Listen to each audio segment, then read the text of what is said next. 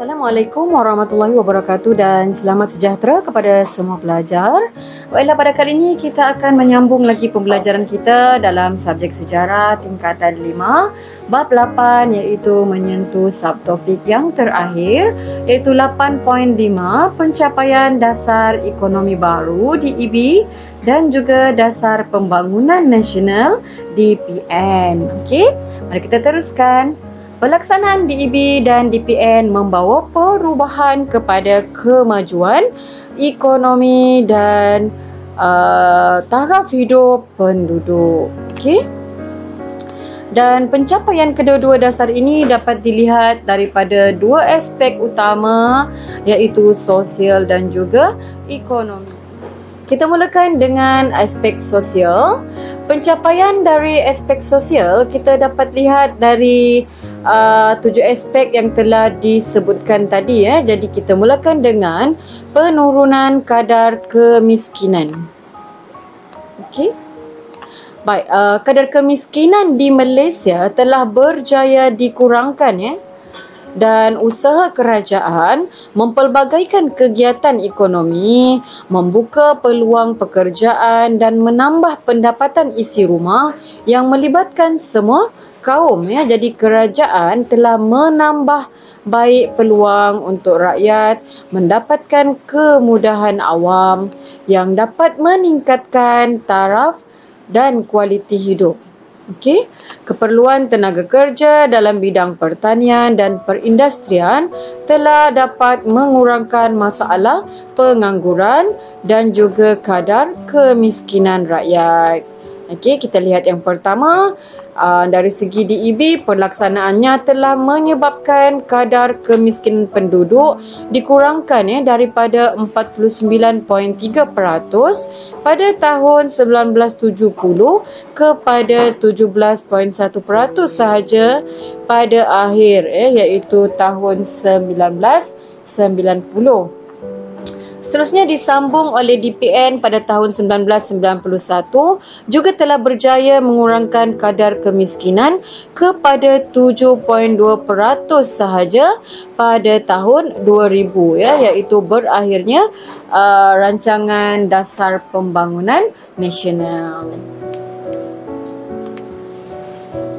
Baik, mari kita teruskan kepada pencapaian yang kedua dari segi sosial, iaitu berlakunya peningkatan kualiti hidup. Jadi pertumbuhan ekonomi dan peningkatan pendapatan telah menyebabkan kualiti hidup rakyat meningkat. Okey, hal ini dapat dilihat daripada aspek peningkatan tahap kesihatan rakyat yang semakin baik. Begitu juga dari aspek pendidikan, pemilikan barang, keperluan asas dan juga penyediaan infrastruktur seperti hospital dan klinik untuk keperluan rakyat. Jadi kualiti hidup menunjukkan kesejahteraan rakyat dan kemakmuran negara semakin baik selepas 1990, iaitu selepas berakhirnya DEB. Okey, jadi ada gambar di sini bagaimana penyediaan infrastruktur kesihatan di negara kita untuk keperluan rakyat. Baik, kita teruskan kepada pencapaian yang ketiga dalam aspek sosial, iaitu kemunculan golongan pertengahan. Okey, mari kita lihat di mana DEB dan DPN telah berjaya meningkatkan penyertaan Bumiputera dan bukan Bumiputera dalam pekerjaan di bandar dengan mewujudkan masyarakat baharu iaitu yang terdiri daripada golongan profesional, pemodal, teknikal, pentadbiran dan juga pengurusan. Mari kita lihat. Yang pertama, perkembangan ekonomi telah menyebabkan keperluan terhadap bidang kerja ini semakin meningkat. Keperluan terhadap bidang kerja. Okey. Yang kedua, mereka dianggap sebagai golongan pertengahan dalam masyarakat. Okey, golongan pertengahan ni adalah golongan yang mempunyai taraf hidup yang agak tinggi berbanding daripada golongan bawahan. Okey, kemudian kemunculan golongan ini telah menunjukkan bahawa dasar ekonomi yang dilaksanakan iaitu DEB dan DPN oleh kerajaan dan pihak swasta telah memberikan kesan terhadap peningkatan taraf hidup rakyat. Dan yang terakhir, masyarakat baharu ini juga telah memberikan sumbangan yang besar kepada pendapatan dan juga kemakmuran negara, iaitu menyumbang kepada sektor ekonomi. Jadi kita boleh lihat di sini contoh kelas pertengahan adalah yang terlibat dalam profesi seperti arkitek, kemudian jurutera, dan juga pelajar-pelajar yang sedang mendengar penerangan daripada pensyarah. Baik, seterusnya yang keempat ialah masyarakat perdagangan dan perindustrian Bumiputera atau MPPB. Telah diwujudkan melalui pelaksanaan DEB dan juga DPN yang bergiat dalam pelbagai bidang ekonomi. Golongan ini membentuk kelas Bumiputera komersial yang melibatkan diri dalam sektor korporat. Kemudian muncul tokoh Bumiputera dalam bidang perbankan, pemodal saham, pemilik syarikat, pemilik pelabuhan dan juga usahawan muda. Seterusnya, kemunculan golongan ini turut memberikan faedah kepada peningkatan taraf hidup golongan miskin dengan menawarkan pekerjaan dalam syarikat dan industri yang dimiliki oleh golongan ini. Jadi ini adalah antara golongan-golongan masyarakat perdagangan dan perindustrian Bumiputera. Kita lihat di sini ada Tan Sri Muhammad Effendi Norwawi, ahli perniagaan. Kita ada Tan Sri Azman Hashim, tokoh perbankan. Kemudian kita ada Tan Sri Said Mokhtar Al-Bukhari, tokoh korporat. Dan kita ada contoh yang keempat iaitu Tan Sri Mustafa Kamal, seorang tokoh hartanah. Baik, mari kita teruskan kepada pencapaian DEB dan DPN yang kelima dari aspek sosial, iaitu pembangunan pendidikan. Di mana pembangunan ini telah berlaku seiring dengan pembangunan ekonomi. Pembangunan ekonomi memerlukan tenaga mahir yang berpendidikan. Jadi selepas tahun 1990 berlaku pertumbuhan institusi di bawah kelolaan pihak kerajaan dan swasta. Di mana pada masa yang sama muncul graduan dalam bidang sains, teknologi dan juga teknikal. Kebolehan dalam bidang ini amat diperlukan kerana permintaan yang tinggi dalam bidang perindustrian dan juga ekonomi. Jadi pendidikan tinggi juga memperbaik taraf hidup masyarakat Malaysia. Ini dari segi pembangunan pendidikan. Ini adalah gambar Universiti Teknologi Malaysia UTM, di mana merupakan antara pusat pengajian tinggi awam yang menawarkan kursus dalam bidang sains, teknologi dan teknikal. Seterusnya, kita lihat kepada pencapaian yang ketujuh, iaitu dari aspek pengangkutan dan perhubungan, di mana pembangunan ekonomi memberikan kesan terhadap pemodenan pengangkutan awam. Pelaburan dibuat oleh pihak kerajaan dan swasta dalam bidang pengangkutan untuk memenuhi keperluan perindustrian serta perdagangan. Yang pertama kita lihat jaringan sistem jalan raya, pengangkutan udara, kereta api dan juga pelabuhan yang moden merancangkan aktiviti ekonomi negara termasuk ke kawasan pedalaman. Seterusnya, sistem pengangkutan juga memudahkan proses integrasi antara semenanjung Malaysia dengan Sabah dan Sarawak. Jadi sebab itulah DEB dan DPN telah berjaya memajukan sistem pengangkutan dan perhubungan. Okey, jadi kita lihat ada dua gambar di sini.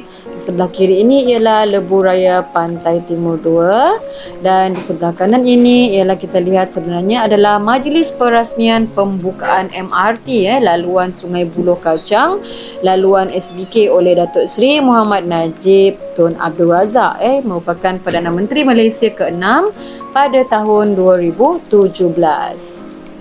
Okey, kemudian kita ada perkhidmatan udara dan juga kereta api yang mana turut memacu kepada pembangunan ekonomi dan menyejahterakan lagi kehidupan rakyat. Baik, kita pergi kepada yang terakhir dari segi pencapaian DEB dan DPN dari aspek sosial, iaitu perkembangan wilayah. Okey, di mana perkembangan ekonomi melalui DEB dan DPN menyebabkan kemunculan beberapa bandar baru. Antaranya termasuklah Felda Segitiga Jengka yang berkembang daripada sebuah tanah rancangan Felda dan menjadi sebuah bandar. Okey, dan mana bandar ini kemudiannya telah dikenali sebagai Bandar Tun Abdul Razak pada 7 Julai 2011. Okey. Yang pertama kita lihat Jengka ditubuhkan melalui projek Segitiga Jengka oleh Felda. Nama Segitiga Jengka ini digunakan dengan mengambil kira lokasi jengka yang terletak di antara 3 daerah iaitu Temerloh, Maran dan Jerantut. Kemudian pelbagai kemudahan dan perkhidmatan disediakan seperti pejabat pos, hospital, bank, institusi pendidikan, stadium mini, pusat perniagaan dan pejabat pentadbiran kerajaan. Terdapat juga kilang yang beroperasi di kawasan perindustrian. Okey, di bandar ini seperti kilang Alps, kilang bimbingan bank pembangunan, serta bengkel kereta dan motor. Jadi inilah salah satu kejayaan dari segi perkembangan wilayah. Okey, dan di sini juga kita melihat ada gambar UiTM Cawangan Pahang Kampus Jengka. Terdapatnya institusi pengajian tinggi yang telah diwujudkan dan juga ada kemudahan stadium mini yang terdapat di Bandar Tun Abdul Razak Jengka Pahang ini. Okey. Baik, mari kita teruskan kepada aspek ekonomi di mana pencapaian DEB dan DPN ini telah membawa kepada perubahan dari aspek ekonomi juga, iaitu kedua-dua dasar ini telah menyebabkan berlakunya perkembangan dalam industri perdagangan yang mana telah meningkatkan kestabilan ekonomi negara. Jadi mari kita lihat yang pertama ialah dari segi perindustrian berteknologi tinggi. Okey, mulai tahun 1980-an, program perindustrian negara mengalami satu lagi perkembangan iaitu industri berat yang bertujuan untuk memperkukuh asas perindustrian negara dan menambahkan kemahiran rakyat. Okey, kita highlightkan memperkukuh asas perindustrian negara dan menambahkan kemahiran rakyat dalam bidang teknologi yang lebih tinggi. Okey. Jadi mari kita lihat yang pertama di mana perindustrian ini melibatkan penggunaan jentera moden yang memerlukan kemahiran tinggi dan modal yang besar. Okey, seterusnya industri teknologi tinggi dikendalikan oleh The Heavy Industries Corporation of Malaysia Berhad iaitu HICOM yang ditubuhkan pada tahun 1980. Antara projek yang dilaksanakan termasuklah membaiki kapal, iaitu di Limbungan Pasir Gudang Johor, kemudian besi dan keluli di Perai Pulau Pinang dan Teluk Kalung Terengganu. Kemudian kita ada loji gas cecair di Bintulu Sarawak, stesen Janakuasa di Raub Pahang, kemudian kilang penapis petroleum di Kerteh, Lutong dan juga Port Dickson dan juga satelit komunikasi. Jadi ini adalah antara projek yang telah dilaksanakan. Jadi jika kita melihat foto di sebelah kanan ini merupakan stesen Carigali Petroleum yang dikendalikan oleh Petronas Carigali. Okey. Baik, seterusnya kita pergi kepada pencapaian yang kedua dari aspek ekonomi, iaitu kawasan perindustrian baharu. Okey, mari kita lihat bagaimana pelaksanaan DEB dan DPN telah mewujudkan pelbagai bentuk kawasan perindustrian di mana antaranya termasuklah estet perindustrian, zon perindustrian bebas dan taman teknologi industri. Perkara rasional pembentukan kawasan perindustrian ini ialah berdekatan dengan sumber bahan mentah, kemudian infrastruktur dan juga bekalan buruh yang mencukupi.